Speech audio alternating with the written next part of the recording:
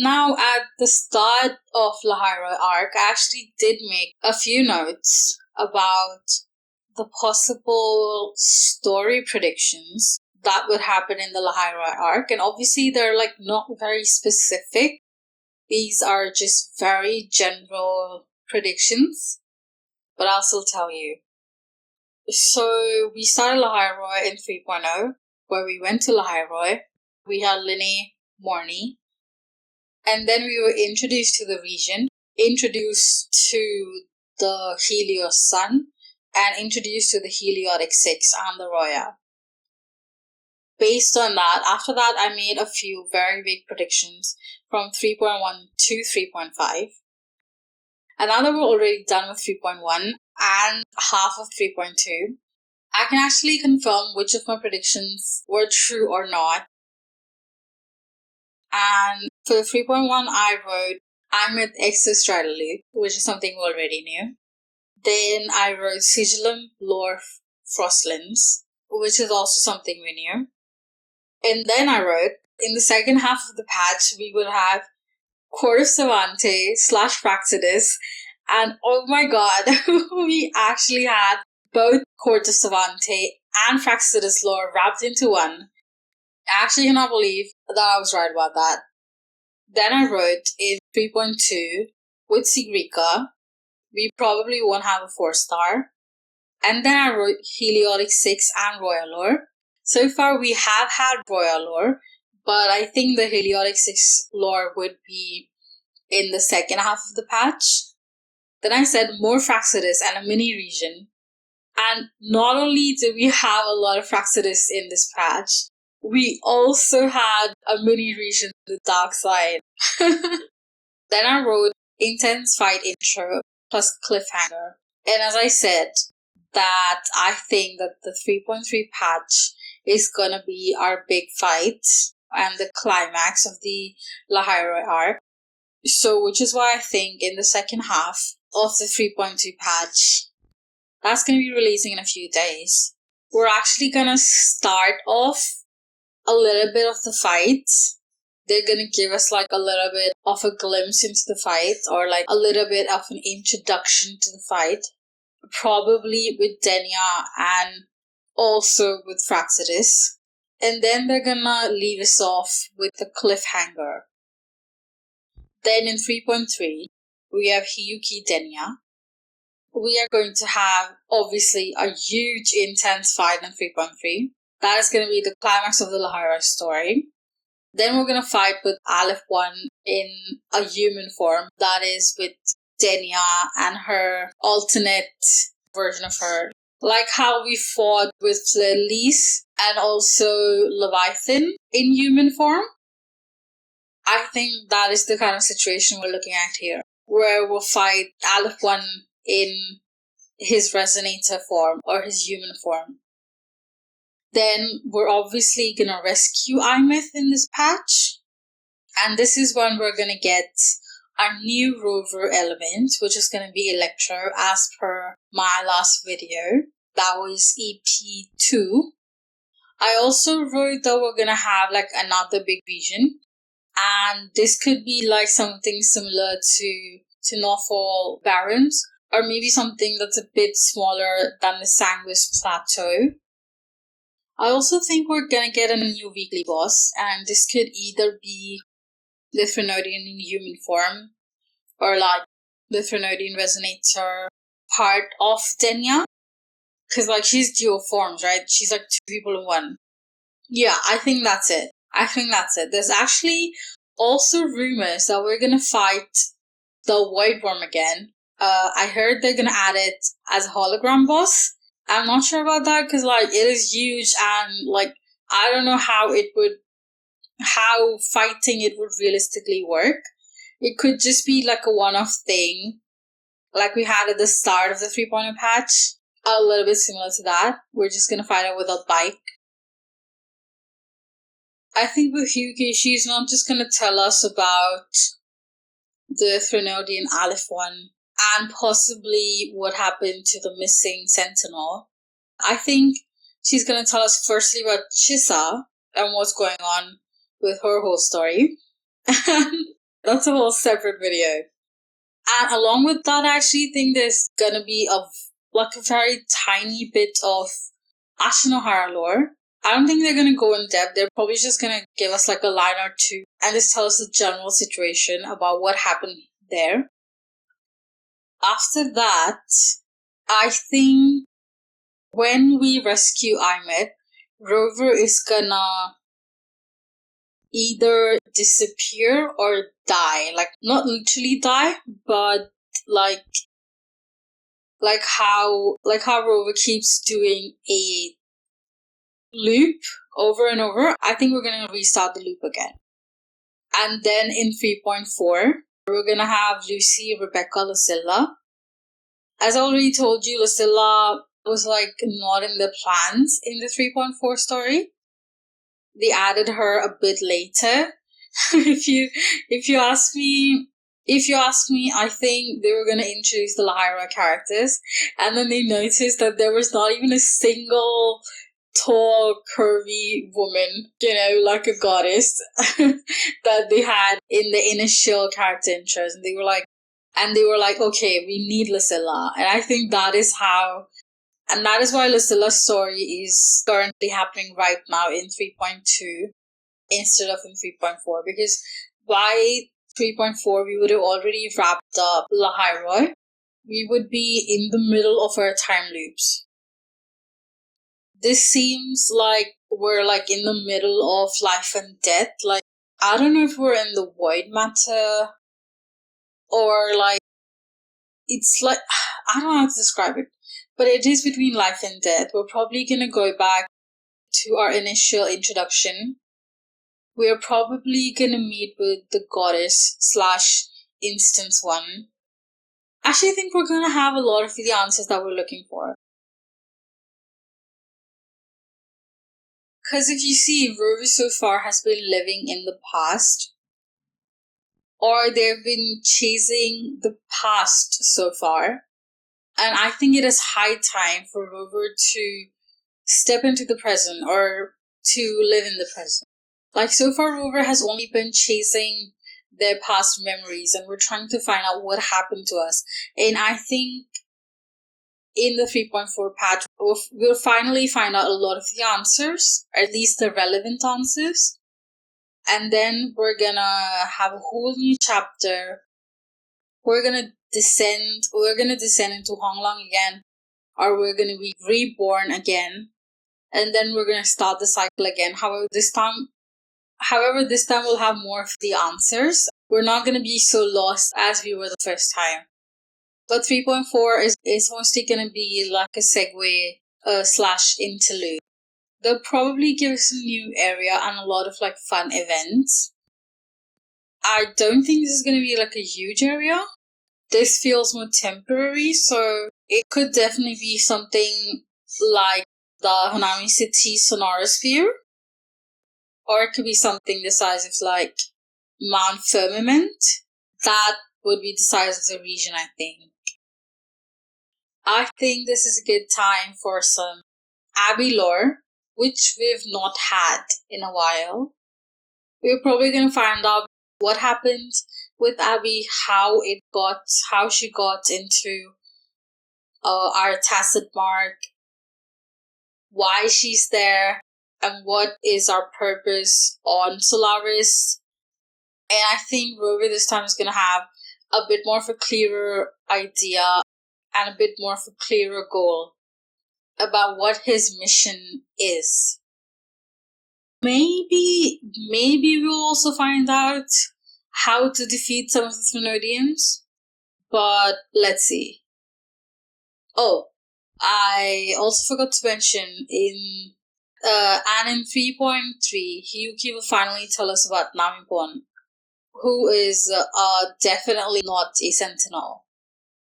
Then we come to 3.5, and this is like the vaguest, and these are like the vaguest predictions of them all because it's so far away. So far we know there's 5-star Yangyang, there's her sister Susu. Then we're gonna go to Mengzhou, and I've written that will rescue Yangyang. I'm not 100% sure about that. I don't know if we're gonna rescue Yangyang or if we just stumble onto her, or maybe she's like her enemy now. Like, they've Winter Soldiered her. They've turned her into Winter Soldier, and now she's like our enemy or something. And then she's gonna go hunt us. Because, like, that is definitely possible. If you read Camellia's intimacy level thingies, experiences, or information that they share, Camellia was actually, I don't know if I should say design. She was like basically like the Winter Soldier. She was turned into our enemy. But like the Fractsidus were doing all sorts of experiments, and then they found Lady Flora and they decided to do experiments on her. And during this process, she actually lost her mind and her memories. And the only thing she remembered was Rover. And I don't know if it's ironic or cruel or hypocritical, but she became obsessed with us. And like instead of becoming our enemy, she actually becomes our companion and bodyguard. And it's just like, if you read about it, it is such a crazy story. And actually, they literally mention several centuries in between some of these interactions. So like, we can only guess how old Rover is or Camellia is by now. But yeah, so I think it is very likely that that they do experiments on Yangyang, and they turn her into like this Winter Soldier-esque version of her, and then they like manipulate her memories and turn her into our enemy. So like she's trying to hunt us. She's gonna hunt us. You know what I mean? Like, obviously this is just a theory, but I think it is definitely possible. If you think about it, in story, the first Havoc character other than Havoc Rover is Camellia. And now for Yangyang to suddenly turn Havoc, and just in general how extreme Havoc characters tend to be, I definitely think it's going to be like it. This is not going to be an easy storytelling. But anyways, I said rescue Yangyang. I don't know if we could help Young if what I said is true. And if she does turn into an enemy, I don't know if we can help her in like a single patch. This could be like a story that gets dragged on through multiple patches. But let's see how much significance they give to Yangyang. We could probably run into her sister Susu, and she could be the one to tell us about Yangyang, or what happened to Yangyang in our absence. And that it's actually interesting. What's interesting is that when we're in the 3.4 patch, when we're sort of between life and death, we don't know how long we're going to be there for. So, like, for us, it could be a very short amount of time. But on Solaris, maybe a few years have passed, or maybe even more than a few years. So, the world that we could be coming to could actually look very different than what we remember. And again, maybe Rover has once again become like a memory. Like how we found out memories about Rover in the 1.x patches, like how he was like supposedly this legend. Maybe our Rover is gonna become a story of the past. Then I wrote that we're gonna have a new area plus map plus medium size. So this is gonna be a medium sized new area and map, which is like fair enough. We're going to Mengzhou, which is a new area. We're gonna unlock a new part of the map. And it being medium size would actually make a lot of sense. Like, I don't know what I consider medium size, but I think it should probably give us fair opportunity to explore. And I wonder if they're gonna take away flight from us. I think they're definitely gonna take flight away from us because Mengzhou is said to be what was it? It's lush and green, and it's filled with mountains, but also a lot of waterways or waterfalls. So I feel like we could potentially see travel by boat or like travel through water. Actually, they're definitely gonna take away our flight. Then I wrote that we'll have Zhou Yuan returns plus Geshu Lin loyalties. I don't know. I feel like that would be a lot of characters to be introduced in one patch. It's not impossible, but it just feels like a lot. So maybe the Geshu Lin loyalties and Zhou Yuan returns could be in 3.6 patch instead. Because in 3.6 we're gonna have the Sentinel Resonator, right? The Electro Sentinel Resonator. So maybe that's when we get a Geshu Lin loyalties plus Zhou Yuan returns. Then also said 3.5 will have Scar lore /T/introduction. / reintroduction. I think it's definitely possible that Scar would be part of the story, but I don't think we're gonna get him as a character yet. I think they push Scar to the new Federation. And actually, if and this is a very big if, and if we do get Geshu Lin and Mengzhou, then it would make a lot of sense to have two Fractsidus characters so soon, like back to back. So I think they'll push Scar to the new Fed, but he could appear part of the story. Initially, I thought that we could get a Yangyang versus Scar fight part 2, but then I realized if my Yangyang theory is correct, and if they do turn her into like an enemy of us, then it wouldn't make sense for her to fight Scar, at least not in 3.5. Also, initially, I actually assumed Mengzhou to be a small region, which is why a lot of my predictions are packed into one patch.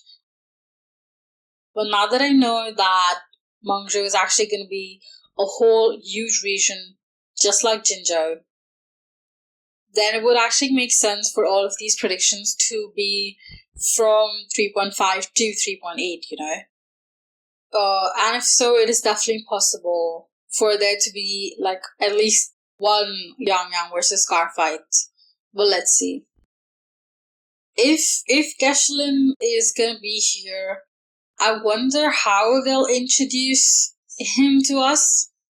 Because like he's supposed to be dead and now suddenly he turns up. And then what happens? Because like we're gonna have a new Sentinel who is Sin, I believe. Possibly an Electro Sentinel. Who is he is like a fox inspired Sentinel. Based on a fox. Probably like a mythical version of fox, not like a present day fox.